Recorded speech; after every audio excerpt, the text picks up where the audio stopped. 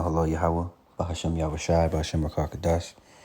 Double honors to the elders and apostles, great millstone to rule well. Peace, mercy, and blessing to the sincere brothers and sisters doing this wherever you are, whatever your lot may be. Coming at you with another quick one. I don't know if you can hear the rain in the background, but it's a nice addition to, the lesson. And I don't really know what I'm going to title this, but, you see the little caricatures, right? And I think that this the dude is pretty funny. I think his name is Greer something. Damn, I can't think of his name. Greer Barnes or something like that. But he's a comedian. I think this is actually kind of maybe a little bit older, maybe like last year. But I just thought it was interesting because, as you can see, through the spirit and power of Yahawashi, passing it on down to the One West and the apostles and elders of a Great Millstone and those who preach the like doctrine back in even 2007. I've seen some of those old videos. Much of them have been taken down. That the spirit of truth has come into the world. So for hundreds of years, Christianity has been in the world and not a damn thing has happened but molestation, pollution, destruction, rape, robbery, murder, the things that the devil was put on the earth to do. His job. And now that the truth has gone out, you see, like, every avenue is being covered. You can't talk about it.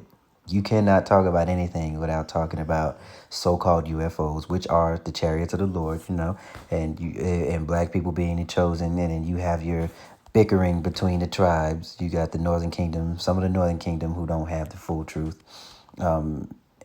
They say that they are the tribe, they are the Israelites. And the same thing with the Southern Kingdom, which, that was prophesied to happen. And there was also the issue with the Northern and the Southern Kingdom for a long time. But what you cannot deny is that there are Northern and Southern Kingdom brothers preaching on the streets on fire. You hear me? On fire. So there's no way you can get around prophecy. There's no way you can get around the spirit. So let me while I spoke about Christianity, let's get Revelation 16 before I play that, because I talked a little bit and I don't want it to be a rumbling. So let's get Revelation 16 and 13, because as there are the real chariots coming, this devil has his own plan, and that he's going to make a false coming, and that is going to rally up the people, to get him, help him speed up his end goal, that in 3 chapters back. All right, so we're in 16, so go 3 chapters back of the 16th verse. That's what they're trying to get. They're trying to get that order in order. You understand? All right, so let's read Revelation 16, verse 13. And I saw 3 unclean spirits like frogs come out of the mouth of the dragon, and out of the mouth of the beast, and out of the mouth of the false prophet. All right, and the Pope wrote on a card, UFOs are real, or aliens are real, and they're talking about doing a study, or they're currently doing a study, the religious leaders, about how people would react to an alien invasion, so-called alien invasion, because these devils know, they understand it, they know what's coming. It's our people that have no clue. And some of them do. They are awakening, but, some to awakening to not having the knowledge, not a proper knowledge, of course, and then, some are. So call hello Yahawashi for that. Verse 14, for they are the spirits of devils, working miracles which go forth unto the kings of the earth and of the whole world, to gather them to the battle of that great day of Yahweh Almighty. All right. And then it says, behold, I come as a thief. Blessed is he that watcheth and keepeth his garment. All right, so you paying attention, filtering everything through the scriptures, praying, fasting when you can, praying to keep that spirit on you of zeal and proper knowledge, so you don't, turn into a bug out, because the Lord can do anything he will, and you have no idea how your story ends. So it's best for all of us to just remain humble. Keepeth his garment, lest he walk naked, and they see his shame. And that covering is the truth. That garment is the 100% real truth, which can be hard to swallow for some people, but you gotta wear it. Wear the garment. Just wear it. Because if you don't wear it, the Lord is gonna strip it, and now you're gonna be out here looking like the rest of these fools, wearing masks in their car by themselves with the windows up. That type of shit or stuff. Excuse me. All right, so let's let this play real quick. Great if aliens came to this planet and they were black. And they got here and they were like, yo, we so happy we found this planet. And you see, he said black, and I gotta take something from Elder Malcolm up, right? You see that mic stand to his right over his left shoulder? That mic stand is black. Look at his skin, right? Or the upper parts of this of my screen, the upper and the lower half of the screen are black. And forgive my dog, he likes to snore when I'm doing videos. But look at his skin. Nobody is black. Black, if you have not heard, black and white are social constructs. African American are social constructs. How are you going to be an African and how are you going to be American? Scipio Africanus and Amerigo Vespucci are the people who found not or who so-called found those lands. But you know how they do. They take lands and then they name them after themselves, right? So I had to throw that in there. Because we left all these black people here. Came to get them. Bring them back home to their home planet. Planet black. But you pronounce it black.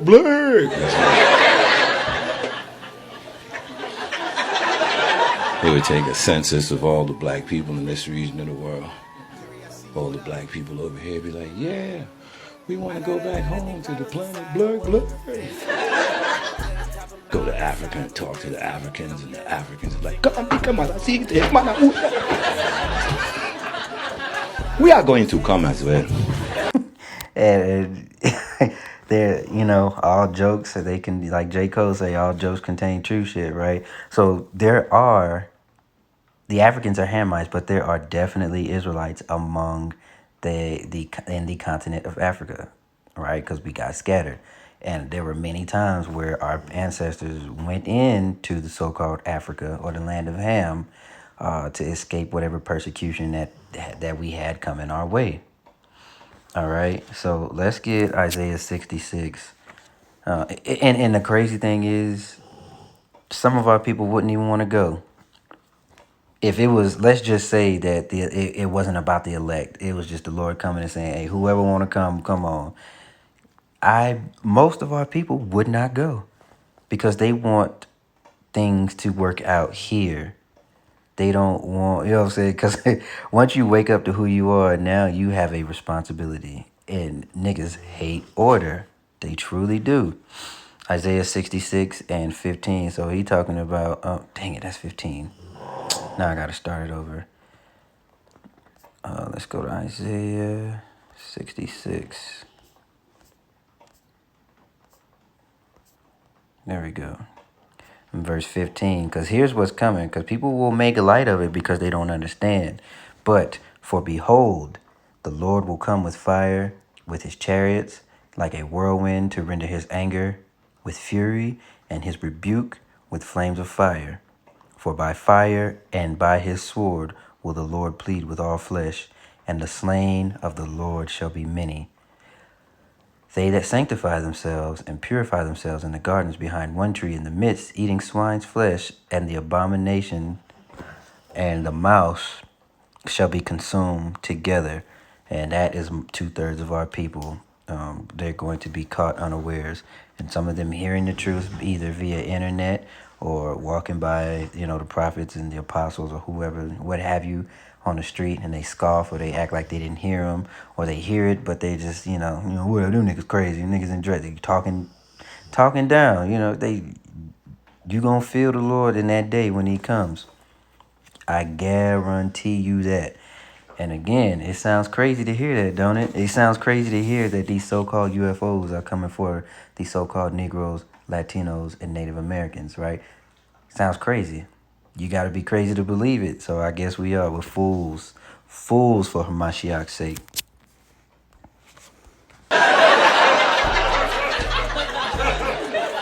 Yeah, we are coming with you. We are just 2 days later. Wait. Let's go to Matthew 26. We're just going to talk about this. Pretty much, we're going to stick to chariots for the most part. I'll try. Let's go to 24 first, and then we'll go to 26. 64.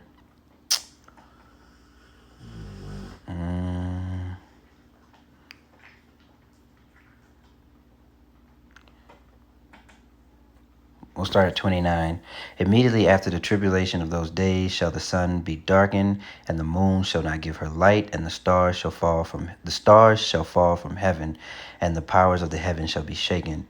All right, you already know what that's going into, because we getting close to that destruction, and with the World War III and all of that.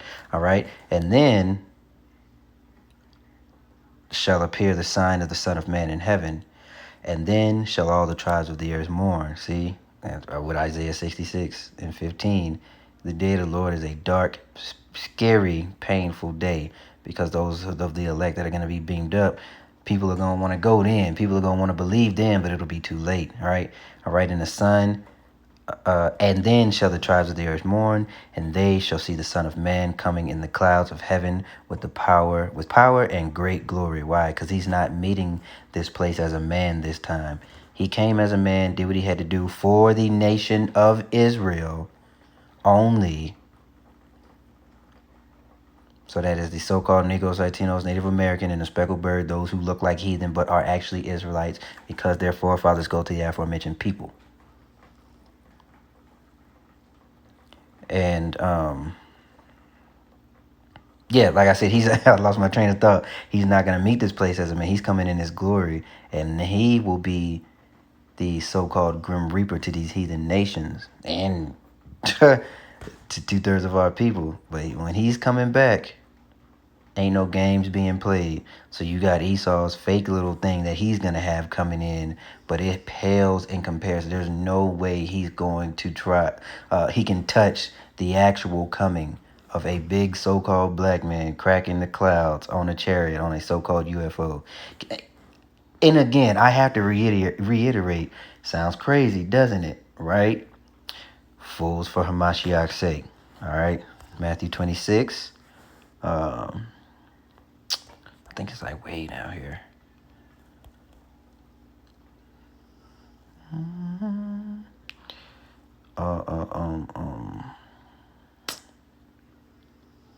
64. Yahawashi said unto them, Thou hast said, nevertheless I say unto you, hereafter shall ye see the Son of Man sitting on the right hand of power. So, that's the right hand of God, because they're not the same people. When it says, me and my Father are one, they are on one accord.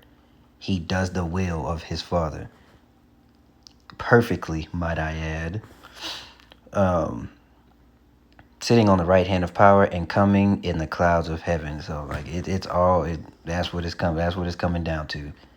Cracking those, you're gonna see more and more chariots, but that fathership is on its way. Close. And vengeance is in his heart, as the scripture says. All right. And I did talk about how let me get one more. And I talk about how things were gonna get bad, right? So bad. Let's go to Daniel 12, right?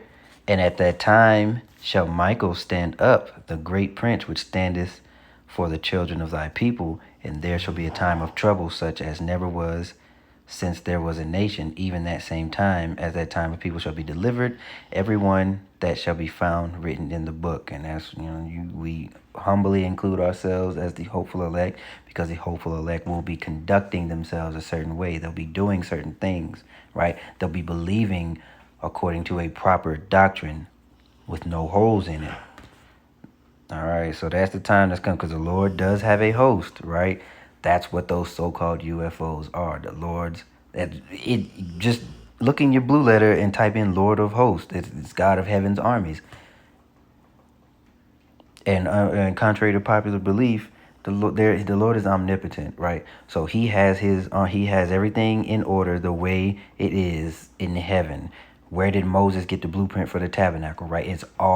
Everything is beautifully aligned and in perfect balance. He has his left hand spirits to do what they do. He has the right hand to do what they do. There is no war between his creation, right? The scriptures say the angels delight to do his work, roughly paraphrasing. So while we have that, there's another I actually want to get damn, where is it? I believe maybe it's in Second King. X in Joshua, the book Joshua. So we want to go into that real quick because I just talked about the Lord having hosts. I just don't. Verse 5, or I'm sorry, chapter 5, right? So they all just got out of a battle, and then Joshua walks up to this seemingly man. He didn't know who it was at the time, so he was like, we be friend or foe. Okay, so let's go. And this caused why Joshua did circumcise all the people. Okay, men of war died. Got it? All right. Now all the people that came out were circumcised, that were born in the wilderness by the way, and they came forth out of Egypt. No, that's not it. Let's go. Hold on. I gotta get that one. Cause the first time I read this, boy, it gave me chills. Cause I could just imagine like what he looked like. And Joshua, getting out of a fight, they blood drunk, they taking down these nations through the spirit and power of Yahawashi outside, one by one, little by little, as the Lord said they would, as the Lord ordained them to do. And he's like, all right, we got another one. You trying to, you know what I'm saying? What's up with it?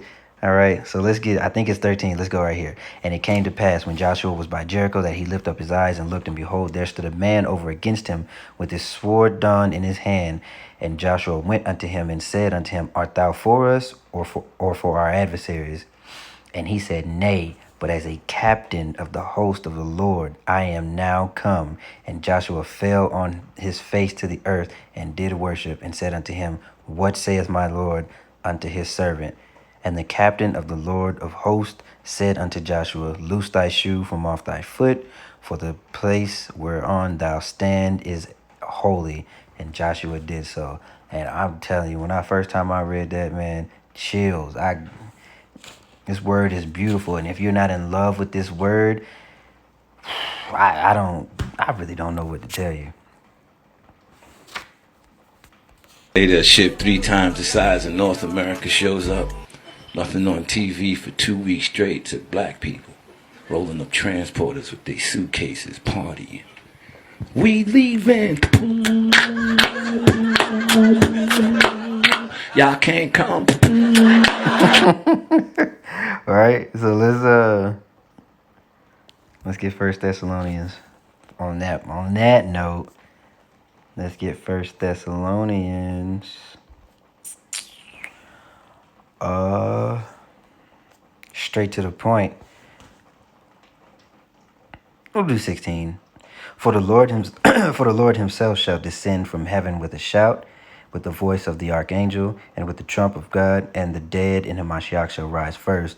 Then we which are alive and remain shall be caught up together with them in the clouds to meet the Lord in the air, and so shall we ever be with the Lord. Wherefore, comfort one another with these words. So I extend this comfort to those who listen, to those who are believing in that right doctrine, to those who are praying that we just get out of here, because the Lord works that way. The Lord will either do something that works in your favor, and you give him grace, and you give him praises, and you throwing up a call, Lord, how about you outside the water, or he'll do something that doesn't work in your favor, and it'll make you realize, like, I need to get the fuck up out of here. It's time to go, and then you start throwing up curses.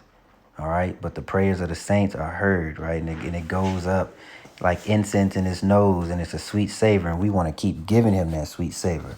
Come get us. Don't that sound crazy? Sound wild, right? But we're fools for Hamashiach's sake.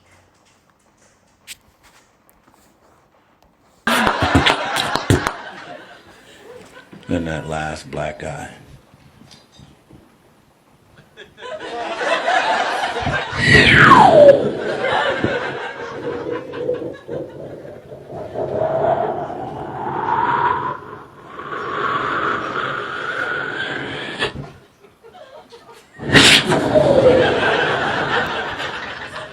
You see that? Vivid, ain't it? Don't it make you think?